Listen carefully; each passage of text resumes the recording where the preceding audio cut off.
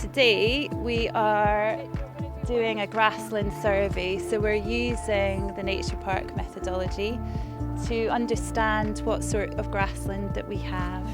So if one of you takes the clipboard, the children are finding that there are actually lots and lots of different plants within what at first appears just to be a bit of boring grass. And they're starting to understand that if this grass wasn't cut, they would be seeing lots of flowers in the summer. There's the stem, there are the roots, and there are the leaves. And the only thing that we don't have is the kind of boring green flower at the moment.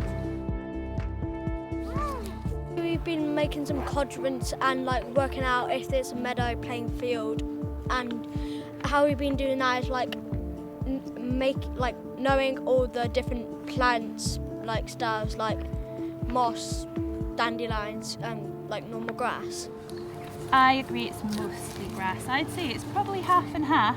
You get to find more about nature, find out a lot more about what the outdoors is like.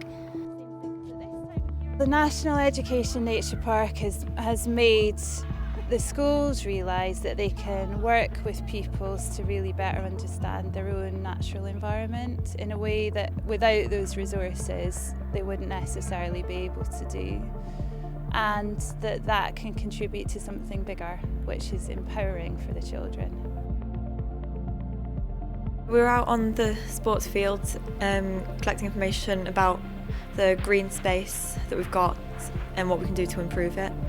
The maintenance of the buildings of school are really good, but we just don't think they're as aesthetically pleasing as they could be, so we could improve that by adding more greenery around them and having vines or bird boxes on the walls. So far with the NENP, we've been out with our students from our sustainability group at lunchtime, and we have mapped our school site. So we've been around all the different areas and used the resources on the NENP website to work out what land uses we have and to identify where we think there's gain areas for rewilding. Students are able to use GIS software to locate places on maps and designate them as certain wildlife areas. We can learn to see if we need to do anything to improve it, to make it look visually nicer and more welcoming, therefore making more people likely to go to it and maybe sit there and eat their lunch or something. Looking forward within geography lessons, we could then use the mapping that we've done through the lunchtime clubs to be able to annotate ideas, and also we could create different graphs from that information used within lesson time.